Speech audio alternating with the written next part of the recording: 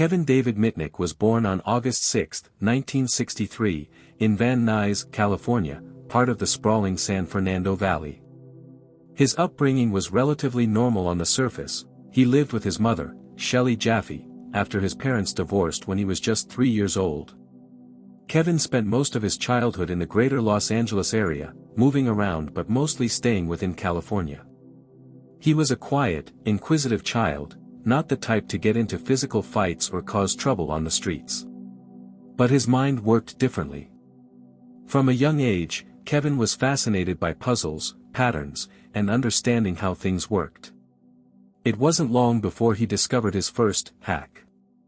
At just 12 years old, Kevin learned how to exploit a flaw in the bus system. Using nothing but an outdated bus transfer slip and some basic understanding of the punch card system used by drivers, he figured out how to ride city buses all across LA for free. It was the first time he gamed a system, and it wouldn't be the last. Kevin's obsession with technology grew deeper in his teenage years. But this was the 1970s, no smartphones, no internet. The cutting-edge tech for curious minds? Telephones. And it was through phones that Kevin discovered the underground world of phone phreaking. Phone phreaking was a subculture of hackers who learned how to manipulate the global telephone network, often for free calls, pranks, or exploration. Kevin quickly became obsessed. He learned how to use blue boxes, devices that mimicked the tones used by the phone company to route calls. These tones could trick the system into granting access far beyond what any normal user had. He wasn't in it for money. For Kevin, this was about power and curiosity. He once said, "I was just intrigued with the idea of being able to explore this invisible infrastructure." By 16, he had already built a network of contacts in the phreaking world.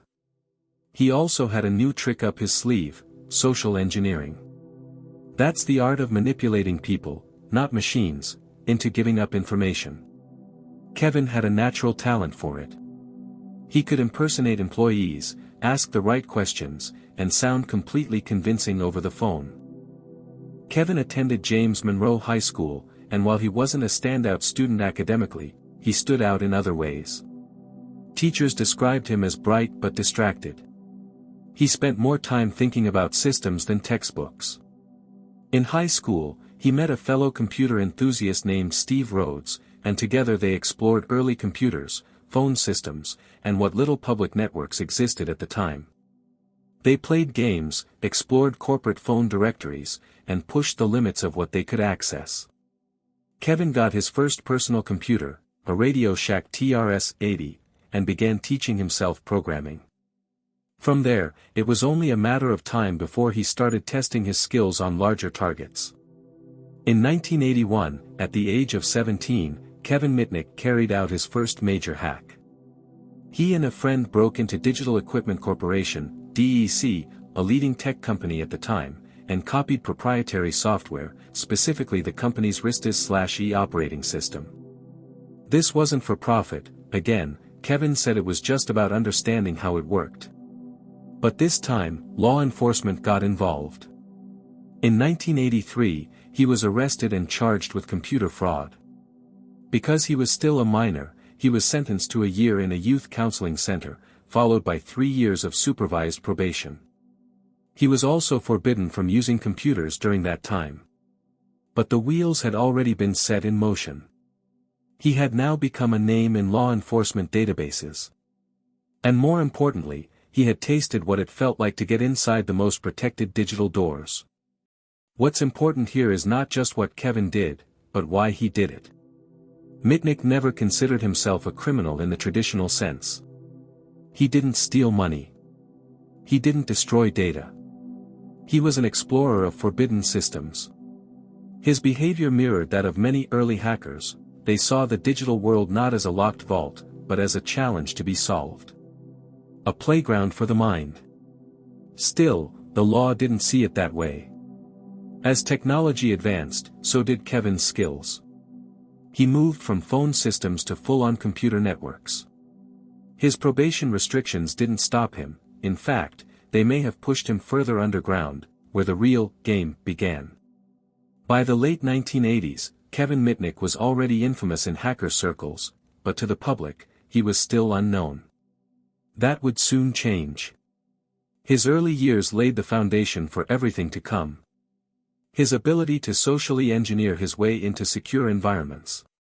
His growing technical expertise in telecommunications and network systems. His pattern of hacking for knowledge, not money. His tendency to go deeper after every warning, arrest, or restriction.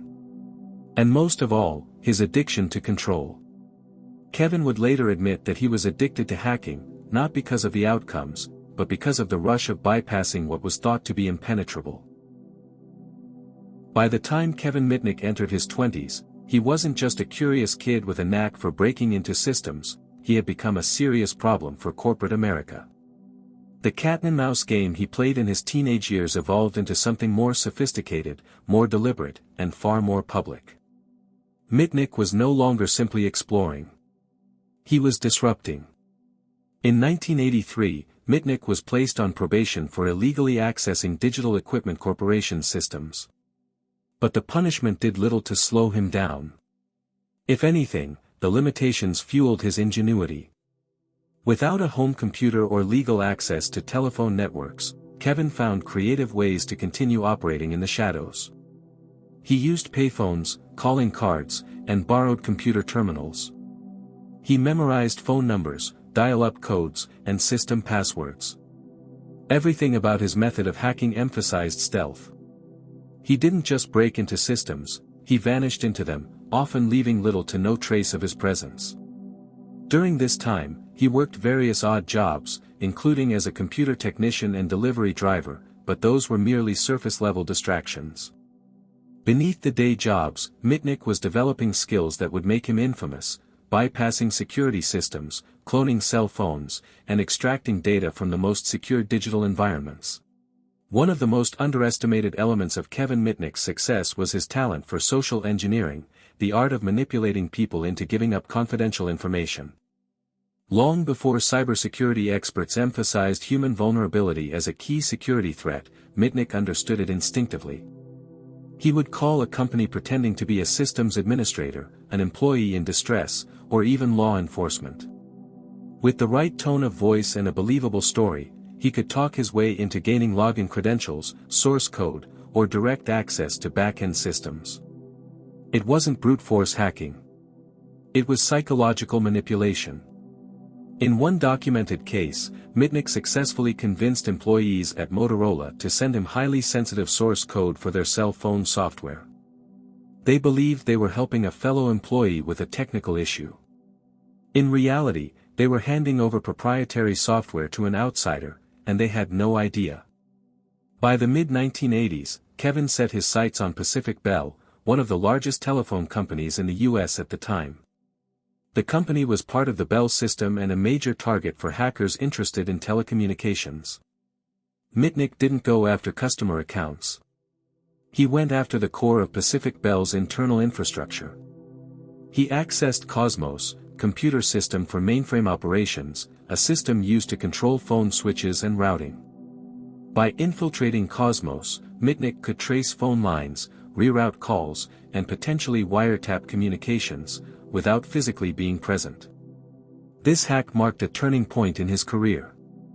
For the first time, Mitnick's actions were considered not just illegal but potentially dangerous. He now had the ability to manipulate a critical part of national infrastructure, the telephone system. In 1988, after years of building a digital rap sheet, Mitnick was finally caught again. This time, the charges included computer fraud and causing damage to computer systems. He had reportedly broken into the network of Santa Cruz Operation, SCO, a company that developed versions of the Unix operating system. The government took it seriously. Mitnick pled guilty to several charges and was sentenced to 12 months in prison followed by 3 years of supervised release. It seemed like the system had finally caught up to him. But this was only a temporary pause in his story, not the end. Good morning, Kevin. Now, the data was obtained 2 years ago, but that doesn't make it any less serious. No, data was obtained 2 years ago. It was being monetized by bad actors that were selling this data. Now they decided to make it free. So they basically just published the same data again. Okay, so let's talk about you for a second. Okay. Because you personally penetrated the systems of more than 40 corporations. Back 2 decades ago. Exactly. Yeah, it's been a while. Because we're just getting into the mind of the people who do this sort of thing. You actually went to jail for what you did, didn't you? So tell us that these hackers would know what's at stake. Why are they doing this? Well, it was different in my case. It was all for challenge. It wasn't for profit. Now, 2 decades later, a lot of these bad actors are obviously monetizing this data. And so the risk of being caught is pretty slim these days. And you have everyone around the world that is dealing in what we call data breaches, and they're selling this data. So companies are compromised, the data is put out there, and then what they do is they combine these databases. So you might have name and address here, you might have phone and email here. They combine it, and they get enough information that they could monetize it by doing identity theft. So who's buying, who's selling? Who are the bad actors, and who are they selling to? One of the most notable conditions of Mitnick's release in 1989 was a strict ban on using computers, modems, or any form of communication technology without explicit permission. It was an unprecedented condition at the time, and one that reflected just how much of a threat Mitnick was believed to be. But enforcing such a ban proved almost impossible. Kevin moved to Las Vegas and lived quietly for a while. But eventually, the pull of the digital world became too strong. In 1992, the FBI issued a warrant for his arrest after he allegedly violated his probation by accessing computer networks again, including those of several major corporations. Faced with the possibility of going back to prison, Kevin vanished. What followed was a 2-year period that would cement Mitnick's place in history. From 1992 to 1994, Kevin Mitnick became a digital ghost, living under assumed identities, hopping between apartments, and continuing to hack his way through the networks of America's biggest tech firms. He was no longer doing it for fame or money. He was doing it to survive. Using cloned cell phones and stolen access credentials, Mitnick was able to avoid detection while continuing his exploits. His targets included Nokia, Motorola, Sun Microsystems, Fujitsu, NEC, Novell.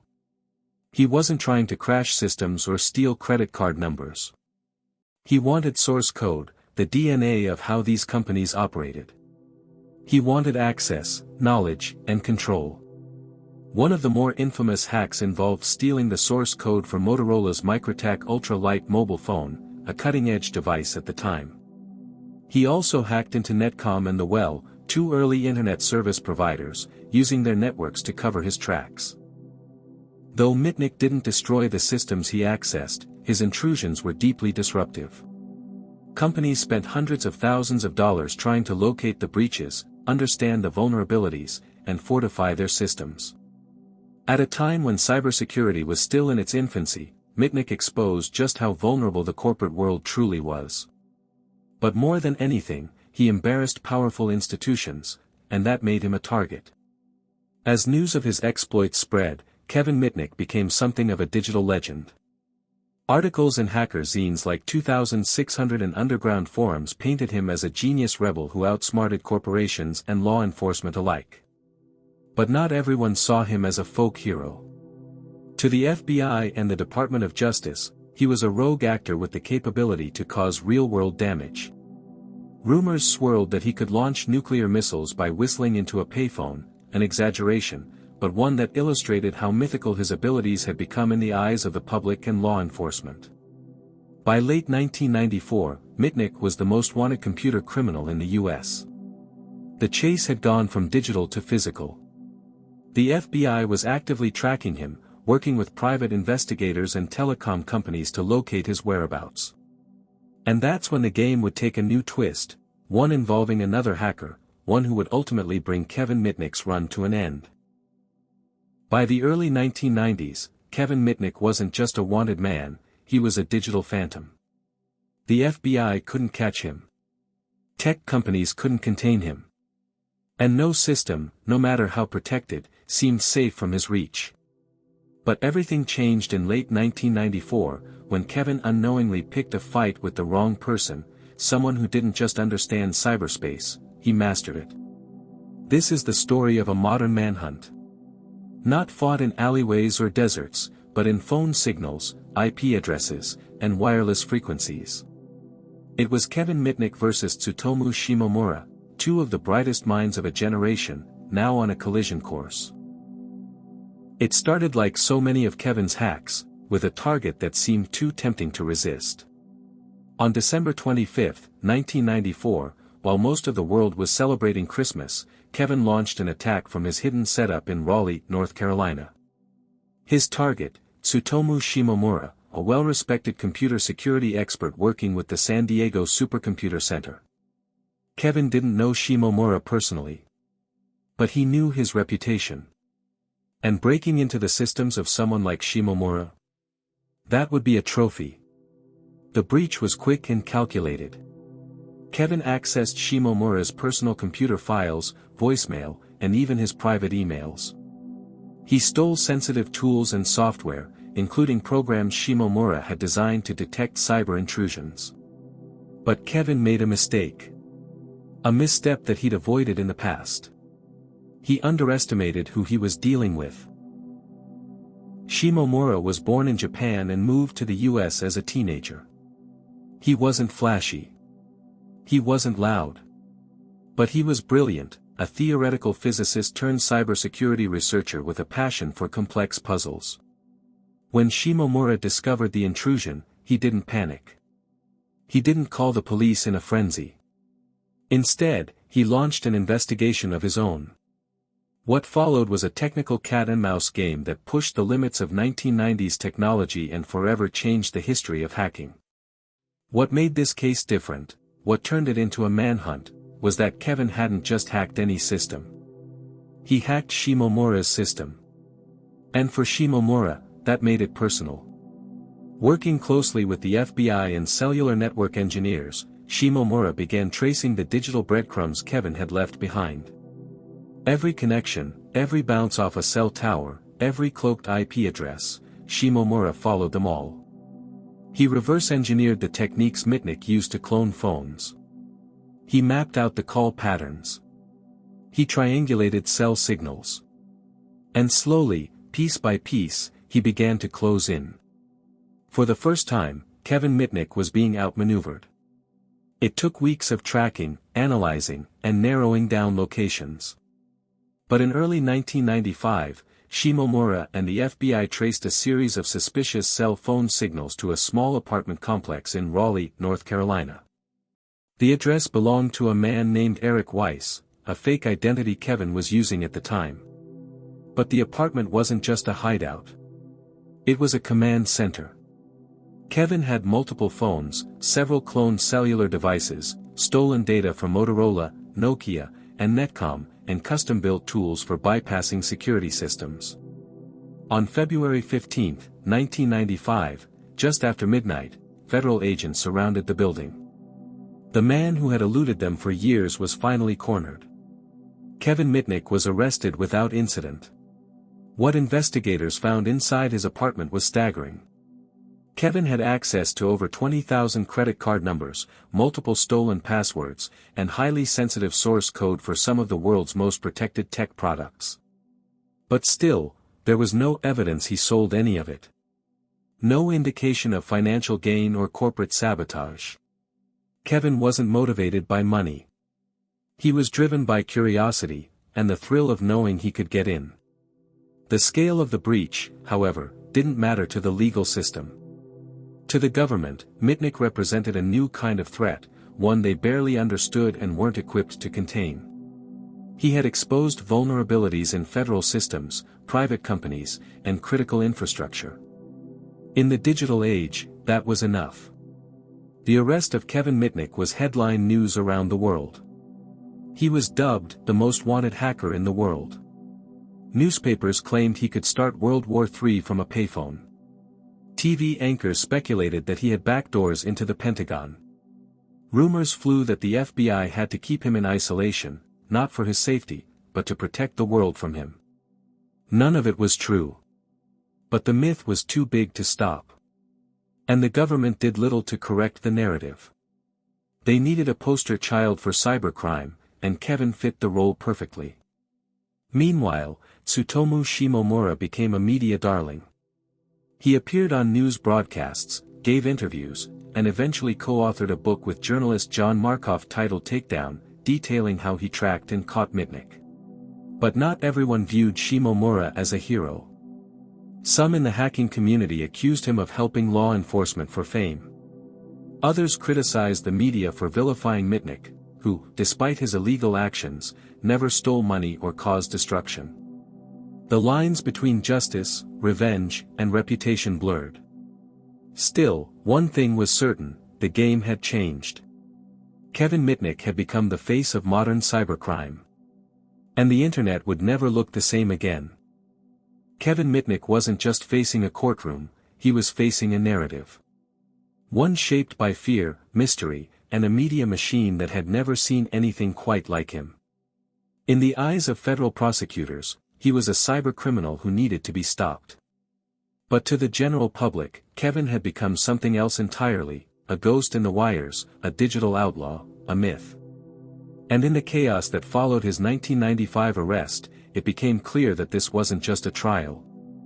It was a spectacle. When Kevin was captured in February 1995, federal authorities charged him with a long list of crimes, 25 counts in total, including wire fraud, unauthorized access to a federal computer, intercepting digital communications, identity theft, possession of unauthorized access devices. These weren't minor infractions. The charges came with the weight of years in federal prison. But what stood out most wasn't just the legal language, it was the narrative prosecutors were trying to push. Kevin Mitnick, they said, was a threat to national security. Perhaps the most infamous claim during this time came from a U.S. Justice Department official, who declared that Mitnick had the ability to launch a nuclear missile by whistling into a payphone. It was an absurd idea. Technically impossible. And yet, the press ate it up. The myth stuck. Headlines began painting Kevin as an unstoppable digital terrorist, someone who could, from a dark room and a rotary phone, paralyze the government. He was described as a cyber-boogeyman who couldn't be trusted with access to any computer, any phone, any modem. That myth would have devastating consequences for his time in custody. Because of these inflated fears, when Kevin was arrested, he was placed in solitary confinement. The justification? Authorities believed he could start a nuclear war by making a phone call. Let that sink in. One of the most advanced nations in the world placed a man in near total isolation, not for what he had done, but for what they thought he could do. Based on fantasy. Based on fear. For nearly a year, Kevin remained in solitary. No contact with the outside world. No access to technology. No ability to prepare a meaningful defense. For a non-violent offender, it was an extraordinary level of isolation, and it sparked a debate that still echoes today: what is justice in the digital age? And how do you sentence someone whose crimes are invisible, complex, and misunderstood? As the case progressed, the media frenzy only intensified. News programs ran stories on the most wanted hacker in America. Newspapers published headlines that blurred the line between fact and science fiction. Talk shows debated whether Kevin was a danger to society or simply a misunderstood genius. Two images of Mitnick began to emerge. In one version, he was a dangerous criminal, a thief who had caused millions in damage, compromised national security, and cost corporations untold amounts of money. In the other, he was a symbol, a rebel, a Robin Hood of the digital age, exposing the weaknesses of massive corporations and outdated security systems. Online forums exploded with support. Hackers, privacy advocates, and digital rights groups rallied behind Kevin. They pointed out the flaws in the government's case, the exaggerations, the media manipulation, the lack of understanding around what Kevin had actually done. In many ways, Kevin became the first truly global hacker celebrity. His face, and his case, marked the moment hacking became a cultural phenomenon. But even as the media argued over his guilt or innocence, Kevin sat in a cell. Without trial. Without conviction. He remained in detention for over 4 years, the longest pre-trial detention for any hacker in U.S. history. Why? Because the prosecution kept delaying, gathering evidence, and reshaping its case. Kevin's legal team argued for bail, but every attempt was denied. During this time, his health deteriorated. His mental state suffered. And still, the government pushed its narrative: Kevin Mitnick was too dangerous to release. But even behind bars, Kevin didn't go silent. In letters to supporters, he insisted he never profited from his hacks. He didn't sell stolen data. He wasn't interested in money, only in knowledge.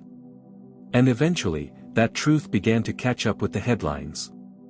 In March 1999, more than 4 years after his arrest, Kevin Mitnick accepted a plea agreement. He pled guilty to 7 counts, including wire fraud and possession of unauthorized access devices.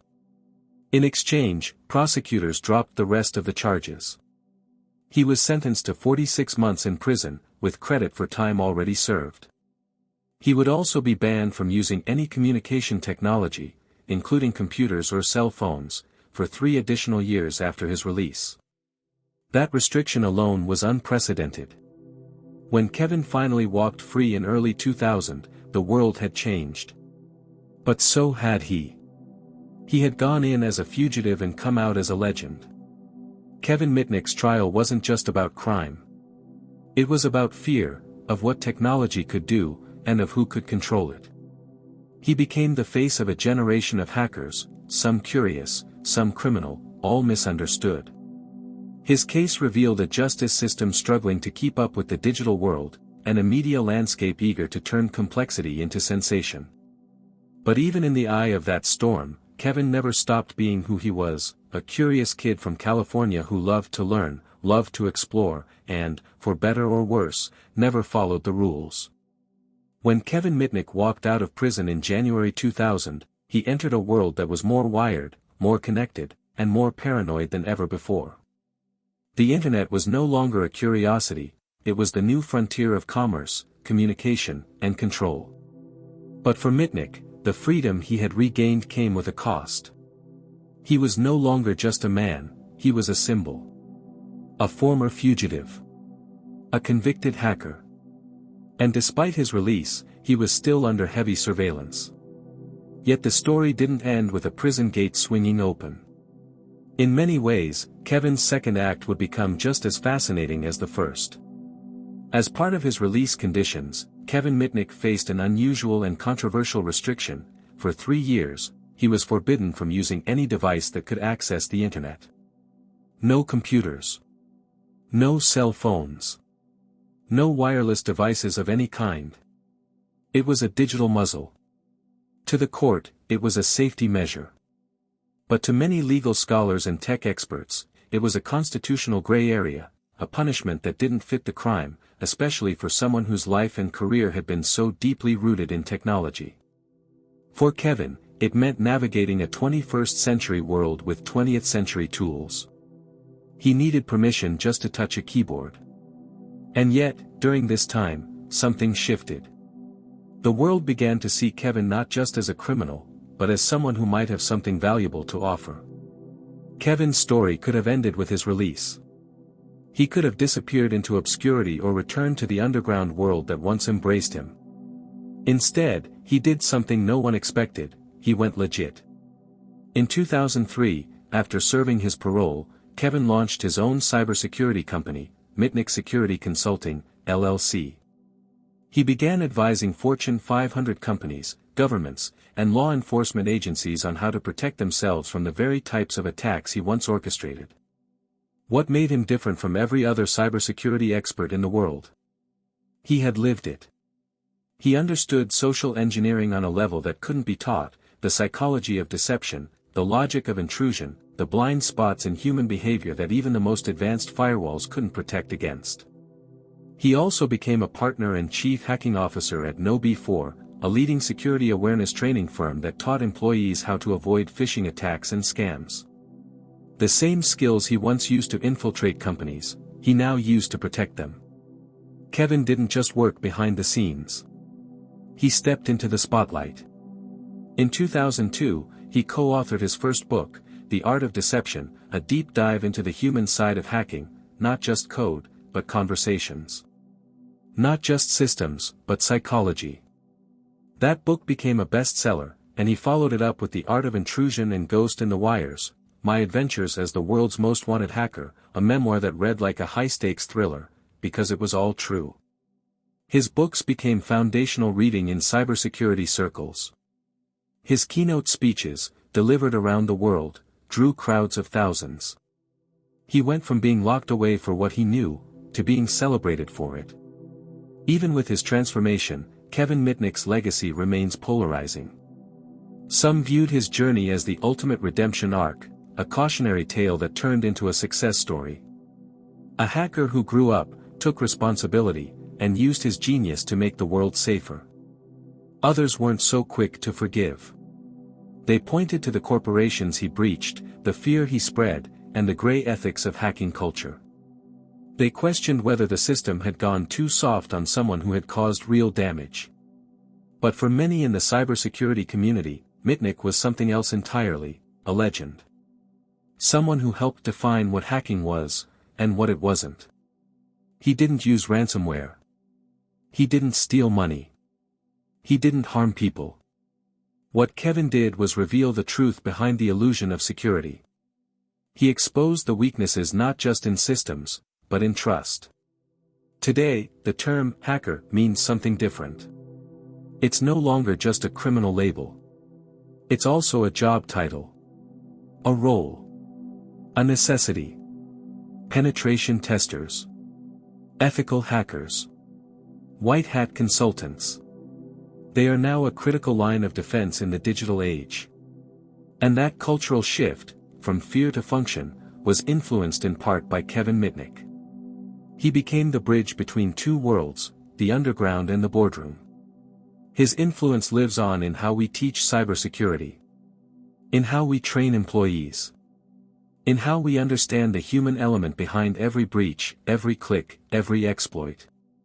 Kevin Mitnick's story is one of curiosity, chaos, consequences, and ultimately, change. He showed us that technology doesn't create crime. People do. That the same skills that once made him dangerous, could make him invaluable. That redemption is possible, not by erasing the past, but by rewriting the future. In the end, Kevin's journey reminds us that behind every screen, behind every system, there's a human. And it's in understanding that human, their intentions, their weaknesses, their decisions, where true security begins. A rather infamous yet very iconic hacker, Kevin Mitnick, passed away recently at the age of 59. Mitnick was once the world's most wanted hacker. He was battling pancreatic cancer and undergoing treatment. His story seems no less than a tale of fiction. Let me tell you a little more about him. On July 16, 2023, the world quietly lost one of the most controversial, compelling, and complex figures in the history of cybersecurity. Kevin Mitnick, once dubbed the world's most wanted hacker, passed away at the age of 59 after a battle with pancreatic cancer. His death marked the end of a life that had shifted from secrecy and surveillance to stage lights and speeches. A life that began with curiosity and rebellion, and ended with recognition, redemption, and legacy. But when the news broke, it wasn't just a headline. It was a moment. A moment that forced both the hacking world and the corporate cybersecurity establishment to pause, and reflect on the story of a man who never quite fit the mold of hero or villain. Mitnick's death was not sudden, but it still came as a shock to many who had followed his transformation. In the final chapter of his life, he had continued to work with KnowBe4 and Mitnick Security Consulting, offering guidance to top companies and governments across the globe. He married his wife, Kimberly, just a year before his passing, a private ceremony, away from the noise and myth that had followed him for decades. It was a quiet, human moment in a life that had often felt like a movie. The man who had once been chased by the FBI, vilified by media, and feared by governments, had become something else entirely. A mentor. A husband. A symbol.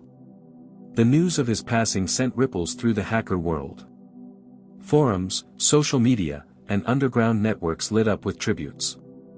Not because Mitnick had been a saint, but because he had been real. He had lived the hacker's journey in public view, paid the price, and then found a way to use his experience for good. In communities where anonymity is king, Kevin had a name. A face.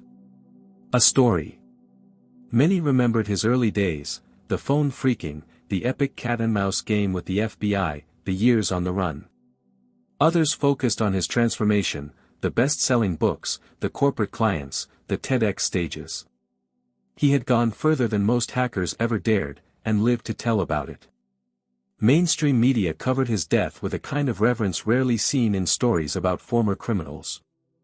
The New York Times, Wired, CNN, BBC, they all ran obituaries that read more like retrospectives on a cultural figure than a fugitive. He wasn't portrayed as a threat anymore. He was described as a pioneer. A provocateur. A visionary. Cybersecurity experts and former government agents who once hunted him now offered their condolences. Many noted that Kevin's real impact wasn't in the hacks he pulled off, but in the conversations he started. Conversations about trust.